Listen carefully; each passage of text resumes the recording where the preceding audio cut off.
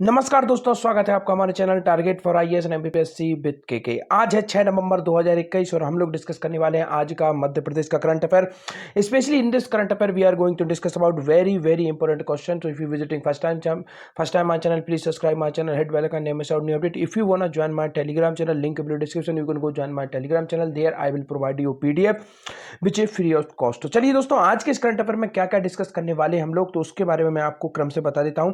सबसे पहले जय महाकाल भगवान की यहां पर हम लोग डिस्कस करेंगे दोस्तों। उज्जैन महाकाल मंदिर परिषद विस्तार योजना कुल कितने करोड़ रुपए की है? काफी अधिक इंपॉर्टेंट यह योजना है दोस्तों, और जो लोग मुझे लगभग एक वर्ष से फॉलो कर रहे हैं उन्हें मालूम होगा, जब बजट आया था उस दौरान मैंने इस योजना को काफी विस्तृत तरीके से कवर भी किया था, क्योंकि दोस्तों बजट में इस योजना के बारे में काफी बड़े रूप में इस योजना से संबंधित बातें थी। So this is very important plan. यह काफी अधिक इंपॉर्टेंट प्लान है और इसीलिए ही इंपॉर्टेंस इसकी आप समझ सकते हैं कि मध्य प्रदेश में दोस्तों मात्र 2 ज्योतिर्लिंग हैं, जिसमें से सबसे अधिक फेमस महाकाल उज्जैन का ज्योतिर्लिंग है। और यहां पर अभी आप देखेंगे माननीय शिवराज सिंह चौहान जी भी यहां पर गए थे और यह जो पूरा का पूरा काम है उसको उन्होंने देखा था। तो दिस इज वेरी इंपॉर्टेंट। इससे संबंधित जितने भी इंपॉर्टेंट फैक्ट बन सकते हैं उन सबको हम यहां पर डिस्कस करने वाले हैं। साथ ही साथ दोस्तों अंकुर कार्यक्रम काफी अधिक इंपॉर्टेंट है, इसके बारे में आज काफी अधिक करंट अफेयर से संबंधित न्यूज है, तो इसको हम यहां पर देखेंगे। यह कार्यक्रम जब शुरुआत की गई थी तब मैंने आप लोगों को इसके बारे में बताया था, परंतु अब दोबारा से इसकी चर्चा हुई है, तो इसके बारे में हम लोग यहां पर डिस्कस करेंगे। क्या क्या इंपॉर्टेंट है इससे संबंधित, कौन से अवार्ड इसके अंतर्गत दिए जाते हैं, सब कुछ जो कि आपको जानना बहुत अधिक इंपॉर्टेंट है। तो चलिए शुरू करते हैं विदाउट वेस्टिंग योर टाइम। तो हमारा पहला क्वेश्चन है, अंकुर अभियान में पंजीयन किस ऐप के माध्यम से किया जाता है? दोस्तों यहां पर मैं सबसे पहले बताना चाहूंगा, जो लोग नए हैं उनको मैं बताना चाहूंगा, जो लोग मेरी वीडियो को पहले से फॉलो करते रहते हैं उनको तो मालूम ही होगा कि अंकुर अभियान क्या है, पूरा मैंने डीपली तरीके से बता रखा है। परंतु यहां पर मैं बताना चाहूंगा, मध्य प्रदेश गवर्नमेंट द्वारा एक अभियान शुरू किया गया है जिसका नाम है अंकुर अभियान। इस अभियान के अंतर्गत क्या किया जाता है दोस्तों, हर जो नागरिक है मध्य प्रदेश का उसको अधिक से अधिक संख्या में इस अभियान से जोड़े जाने की कोशिश की जा रही है।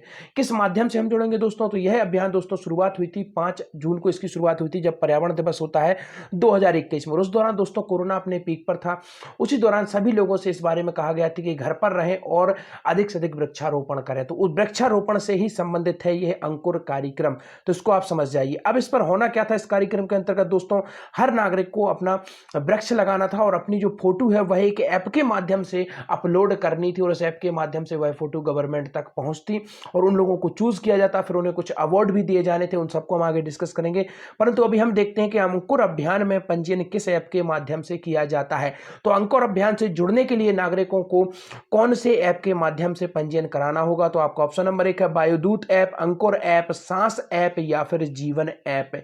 इसका राइट आंसर है आपका ऑप्शन नंबर 1 वायुदूत ऐप। याद रखिए दोस्तों, अंकुर अभियान से जुड़ने के लिए आपको एक ऐप इंस्टॉल करना होगा और इस ऐप का नाम क्या है, वायुदूत ऐप। काफी अधिक इंपॉर्टेंट यह ऐप है। इसके बाद आपको बताना चाहूंगा, यहां पर आप देख रहे होंगे सांस ऐप को आप काट दीजिए, केवल आपको याद रखना है सांस। सांस दोस्तों एक अभियान शुरू किया गया था मध्य प्रदेश में, आपको याद होना चाहिए पिछले वर्ष, निमोनिया से बच्चों को बचाने के लिए। ऐसे बच्चे जो 2 वर्ष से कम उम्र के हैं उन्हें निमोनिया से बचाने के लिए राज्य सरकार द्वारा श्वास अभियान की शुरुआत की गई थी, तो इसको भी याद रखिए। और अभी हमने देखा कि जो अंकुर अभियान है इसमें पंजीयन किस ऐप के माध्यम से किया जाता है, वायुदूत। और यहां पर यह भी बता देना चाहूंगा, पहले के करंट अफेयर में जब यह शुरू हुआ था उसके बारे में मैंने आप लोगों को बताया था। इसकी शुरुआत कब हुई थी दोस्तों, 5 जून 2021 को इसकी शुरुआत कर दी गई थी, तो इसको भी याद रखिए, काफी अधिक इंपॉर्टेंट हो जाता है। देखते हैं नेक्स्ट क्वेश्चन, कितने नागरिकों ने अंकुर अभियान में वायुदूत ऐप पर पंजीयन कराया? तो दोस्तों इसके बारे में अभी डाटा निकल कर आया है, इसीलिए यह काफी अधिक चर्चा में भी रहा है यह अंकुर अभियान। तो इस जो अंकुर अभियान है दोस्तों, इसमें डाटा आया है कि वायुदूत ऐप पर कितने लोगों ने, कितने नागरिकों ने मध्य प्रदेश के पंजीयन कराया है। तो आपका ऑप्शन नंबर 1 है 2,97,000, ऑप्शन नंबर 2 है 3,33,000, 1,20,000 या फिर 4 लाख। इसका राइट आंसर है आपका ऑप्शन नंबर 1 2,97,000 लोगों ने दोस्तों पंजीयन कराया है, किस पर, अंकुर अभियान पर। So this is very important question दोस्तों, काफी अधिक इंपॉर्टेंट यह क्वेश्चन हो जाता है। तो चलिए आगे बढ़ते हैं, देखते हैं क्या है नेक्स्ट क्वेश्चन।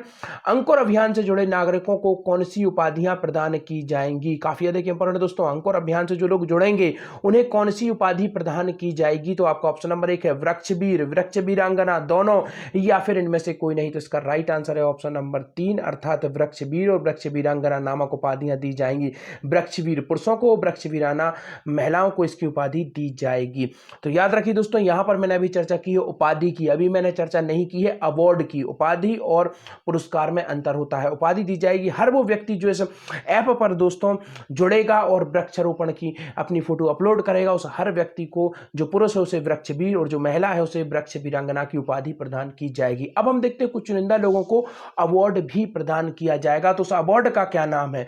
तो अंकुर अभियान से जुड़े नागरिकों को कौन सा अवार्ड प्रदान किया जाएगा? तो इसको हम यहां पर देखते हैं। आपका ऑप्शन नंबर 1 है प्राणवायु अवार्ड, अंकुर अवार्ड, प्राण अवार्ड या फिर जीवन अवार्ड। इसका राइट आंसर है आपका ऑप्शन नंबर 1 प्राणवायु अवार्ड। दोस्तों किन्हें दिया जाएगा? ऐसे नागरिक जो कि इसके अंतर्गत चुने जाएंगे अवार्ड प्राप्त करने के लिए।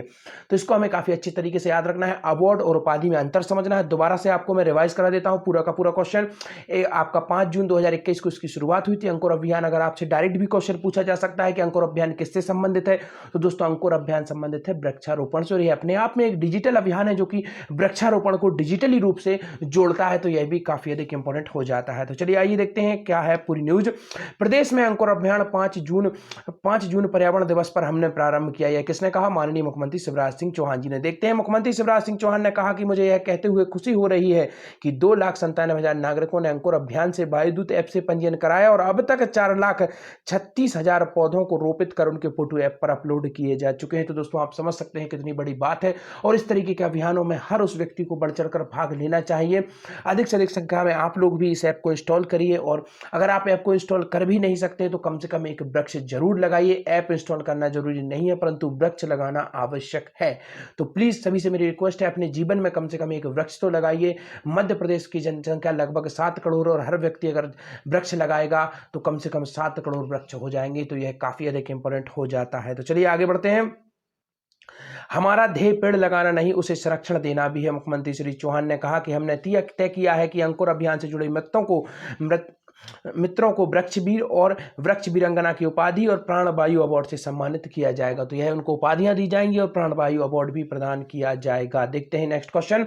श्री महाकाल महाराज मंदिर परिसर विस्तार योजना कुल कितने करोड़ रुपए की है? तो यह काफी अधिक इंपॉर्टेंट है। जो महाकाल मंदिर विस्तार योजना है यह कुल कितने करोड़ की है और काफी अधिक इंपॉर्टेंट यह योजना हो जाती है। तो इससे संबंधित फैक्ट हम लोगों को जानना काफी अधिक इंपॉर्टेंट है। तो आपका ऑप्शन नंबर 1 है 730 करोड़, 300 करोड़, 200 करोड़ या फिर 10 करोड़। इसका राइट आंसर है आपका ऑप्शन नंबर 1 730 करोड़। अब चर्चा हुई है मंदिर की दोस्तों। और मंदिर दोस्तों काफी अधिक इंपॉर्टेंट है क्योंकि मध्य प्रदेश का एक शहर जहां पर सबसे अधिक मेलों का आयोजन किया जाता है, क्या नाम है उसका? उसका नाम है दोस्तों उज्जैन। याद रखिए उज्जैन। उज्जैन से ही संबंधित हम लोग बात कर रहे हैं। दक्षिण मुखी ज्योतिर्लिंग है यह एकमात्र, तो यह भी याद रखना है। इसके बाद आपको बताना चाहूंगा जो उज्जैन का महाकाल मंदिर है यह किस कला में बना हुआ है? यह नागर कला में है या फिर द्रविड़ कला में? यह दोस्तों दोनों कलाओं का मिक्सचर है। अर्थात नागर कला भी, नागर शैली और साथ ही साथ द्रविड़ जो शैली है दोनों का मिक्सचर है। कौन सा? आपका महाकाल उज्जैन का मंदिर। तो यह काफी अधिक इंपॉर्टेंट हो जाता है दोस्तों। अवंती से संबंधित इंपॉर्टेंट फैक्ट आपको बताना चाहूंगा। उज्जैन का प्राचीन नाम अवंती था दोस्तों और इसे प्राचीन काल में अवंती नाम से जाना जाता था। दोस्तों बौद्ध काल में जिस समय गौतम बुद्ध थे उस समय से क्या नाम से जाना जाता था? अच्युत्यगामिनी। इसको मैं यहां पर पूरा प्रॉपर्ली तरीके से स्पेलिंग आपको यहां पर लिख देता हूं। आधे चा में छुटी में चू आधे ता में और यह अच्युत्य गामिनी। इस नाम से दोस्तों इसे जाना जाता था। किस नाम से जाना जाता था दोस्तों? अच्युत्य गामिनी नाम से जाना जाता था बौद्ध काल में। तो इसको भी याद रखना है दोस्तों। इसकी दोस्तों 2 राजधानियां हुआ करती थी, इसको भी आपको याद रखना। उत्तर की राजधानी उज्जैन हुआ करती थी और उत्तर के विपरीत आप जाएंगे दक्षिण की राजधानी क्या हुआ करती थी दोस्तों? दक्षिण की राजधानी महिष्मती हुआ करती थी। तो दोनों को आपको याद रखना। और दोनों के मध्य से एक रिवर गुजरती थी जिसे बेतवा नदी के नाम से जाना जाता था। और वर्तमान में दोस्तों यह किस नदी के किनारे स्थित है? क्षिप्रा नदी के किनारे स्थित उज्जैन। और 2016 में यहां पर कुंभ का मेला लगा था और अब सेकंड 2028 में यहां पर मेला लगेगा। तो इन सब बातों को आपको याद रखना है। This is all very very important. मंदिरों से चर्चा हुई है दोस्तों। तो मैंने शुरुआत में आपको बताया था मंदिरों का शहर और मेलों का शहर कहा जाता है उज्जैन को। बाबा महाकाल की नगरी भी कहा जाता है उज्जैन को। और साथ ही साथ दोस्तों आपको बताना चाहूंगा शिल्प कला का तीर्थ किसे कहा जाता है? काफी लोगों को कंफ्यूजन होता है। तो उज्जैन को शिल्प कला का तीर्थ नहीं कहा जाता, खजुराहो को शिल्प कला का तीर्थ कहा जाता है, जहां पर चंदेल वंश द्वारा 950 ईस्वी से 1050 ईस्वी के बीच में दोस्तों क्या बनाए गए थे? टेम्पल्स बनाए गए थे। तो यह काफी अधिक इंपॉर्टेंट है। 85 टेम्पल वहां पर बनाए गए थे। वर्तमान में मात्र 22 अवस्थित स्थित है। और दोस्तों यहाँ के जो मंदिर है उनके बारे में कुछ इंपॉर्टेंट फैक्ट बताना चाहूंगा। कहाँ के मैं बात कर रहा हूं? खजुराहो की। तो याद रखिए काफी अधिक इंपॉर्टेंट है। अब जो भी जितने फैक्ट बताऊंगा यह सब खजुराहो से संबंधित है, इनको नोट कर लीजिए, काफी अधिक इंपॉर्टेंट है। एमपीपीएससी मेंस के हिसाब से तो सबसे अधिक इंपॉर्टेंट है, क्योंकि इस तरीके के क्वेश्चन पूछे जाते हैं मंदिर की कला, स्थापत्य कला, और अब तो प्री के सिलेबस में भी यही है दोस्तों, तो इसको तो आपको याद करना ही होगा। तो मंदिर की कला के बारे में मैं आपको बता दूंगा, यहां पर दो शब्द काफी अधिक प्रचलित होते हैं, इनको आपको याद रखना है। अरु, इस वर्ड को अरु श्रृंग, अरु श्रृंग याद रखिए, एक अरु श्रृंग है और एक है दोस्तों अंत रंग, याद रखिए, दोनों वर्णों को आपको याद रखना है। अरु श्रृंग को कहीं कहीं पर दोस्तों उ श्रृंग भी बोल दिया जाता है, उ श्रृंग या अरु श्रृंग, दोनों को अंतर समझिए। अंतरंग, सबसे पहले आपको बताना चाहूंगा अंतरंग के बारे में, अंत रंग, फिर उसके बाद देखेंगे हम उस रंग के बारे में। यह ता है अंतरंग, अंतरंग से तात्पर्य है दोस्तों, आप देखेंगे जो मंदिर होता है इस तरीके से मंदिर होता है, यह मंदिर का गर्भगृह होता है। इसके आगे देखेंगे आप, यह होता है एक बरामदा, इस बरामदे के बीच में एक तरीके की गैलरी उपलब्ध कराई जाती है, इसे क्या बोला जाता है? अतरंग, याद रखिए अतरंग। यह विशेषताएं हैं यहाँ के मंदिरों की। और दोस्तों आपको याद रखना है खजुराहो के मंदिरों में चार दीवारी का नहीं होती है, तो इसको भी आपको याद रखना, केवल गर्भगृह की चार दीवारी होती है, बाहर मंडप होता है और मंदिर खुला हुआ होता है, चार दीवारी का अभाव होता है किसमें? खजुराहो की जो मंदिर शैली। और खजुराहो की मंदिर शैली कौन सी है दोस्तों? डायरेक्ट अगर आपसे पूछा जाता है खजुराहो की मंदिर शैली कौन सी है, तो आप लगाएंगे नागर शैली। परंतु अगर आपसे पूछा जाता है कि यहाँ की जो शिखर है वह किस शैली के हैं, तो वह है दोस्तों द्रविड़ शैली के, तो इसको भी याद रखना है। This is very very important, इनको हमें याद रखना है। अभी हमने देखा अरु, अभी हमने देखा था अंतरंग, अब हम देखते हैं उ श्रृंग। ऊसरंग के बारे में क्या होता है दोस्तों, यह देखेंगे आप, यह मंदिर का शिखर है, उस शिखर के ऊपर यहां पर जो हिस्सा होता है इसे ऊसरंग बोला जाता है, तो इसको भी याद रखिए, काफी अधिक इंपॉर्टेंट हो जाते हैं इस तरीके के क्वेश्चन अगर आप एमपीपीएससी मेंस की तैयारी करते हैं। तो देखते हैं, मुख्यमंत्री श्री चौहान ने निरीक्षण स्थल पर मौजूद मीडिया से बातचीत में कहा कि श्री महाकाल महाराज मंदिर परिसर विस्तार योजना कुल 730 करोड़ रुपए की है, जिसमें 368 करोड़ रुपए के निर्माण कार्य चल रहे हैं। तो देखते हैं नेक्स्ट क्वेश्चन, विगत 10 वर्षों में मध्य प्रदेश में नवीनीकरणीय ऊर्जा परियोजना की स्थापित क्षमता 500 मेगावाट से कितनी गुना बढ़ाकर 5400 मेगावाट कर दी गई है? मुख्यमंत्री शिवराज सिंह चौहान के अनुसार, अर्थात 10 गुना बढ़ा दी गई है, 11 गुना या फिर 33 गुना। इसका राइट आंसर है ऑप्शन नंबर 1, 10 गुना बढ़ा दी गई है। आप समझ सकते हैं, प्रारंभ में अर्थात 10 वर्ष पहले जो नवीनीकरणीय ऊर्जा है, यहाँ पर नवीनीकरणीय ऊर्जा की बात की जा रही है, जहां पर आपकी सौर ऊर्जा, पवन ऊर्जा, ऐसे वो स्रोत जो कि नवीनीकरणीय ऊर्जा के अंतर्गत आते हैं। 500 मेगावाट थी 10 साल पहले, आज 5400 मेगावाट है, अर्थात 10 गुना बढ़ा दी गई है। तो देखते हैं क्या है पूरी न्यूज। देश 101 गीगाबाइट की अद्यतन स्थापित क्षमता के साथ 450 गीगाबाइट लक्ष्य को प्राप्त करने की दिशा में अग्रसर है। विगत 10 वर्षों में मध्य प्रदेश में भी नवीनीकरणीय ऊर्जा परियोजना की स्थापित क्षमता 500 मेगावाट से 10 गुना बढ़ाकर 5400 मेगावाट हो गई है। मुख्यमंत्री शिवराज सिंह चौहान जी ने यह कहा। यहाँ पर चर्चा हुई है कुछ, यहाँ पर मैं आपको बताना चाहूंगा कुछ इंपॉर्टेंट फैक्ट। चर्चा हुई है नवीनीकरणीय ऊर्जा की, तो सबसे बड़ी नवीनीकरणीय ऊर्जा मैं आपको बताना चाहूंगा सौर ऊर्जा, और लगातार मध्य प्रदेश सौर ऊर्जा के रूप में अपने आप को स्थापित कर रहा है, काफी बड़े रूप में स्थापित कर रहा है, जिसका नाम है रीवा सौर परियोजना। मध्य प्रदेश की सबसे बड़ी सौर परियोजना है, 750 मेगावाट उत्पादन क्षमता, और दिल्ली मेट्रो को इसकी विद्युत सप्लाई होती है। 20 जून याद रखिए, 20 जुलाई सॉरी दोस्तों 20 जुलाई 2020 को माननीय मुख्यमंत्री शिवराज सिंह चौहान जी द्वारा इसकी स्थापना की गई थी, तो इसको आपको याद रखना है, यह काफी अधिक इंपॉर्टेंट हो जाती है रीवा सौर परियोजना। इसके बाद देखेंगे आप ओमकारेश्वर सौर परियोजना है, यह भी काफी अधिक इंपॉर्टेंट है, इसको भी याद रखना है आपको। तो यह सब कुछ इंपॉर्टेंट योजना है। और आज का आपका क्वेश्चन, रेसलिंग में शिवानी रूस की मारिया को हराकर फाइनल में पहुंची, यह मध्य प्रदेश के किस जिले से संबंधित है? दोस्तों जो शिवानी है यह मध्य प्रदेश के किस जिले से संबंधित है, यह आपको आंसर देना है। परंतु यहां पर एक और बात मैं आपको बताना चाहूंगा, शिवानी को दोस्तों मध्य प्रदेश की दंगल गर्ल के नाम से जाना जाता है।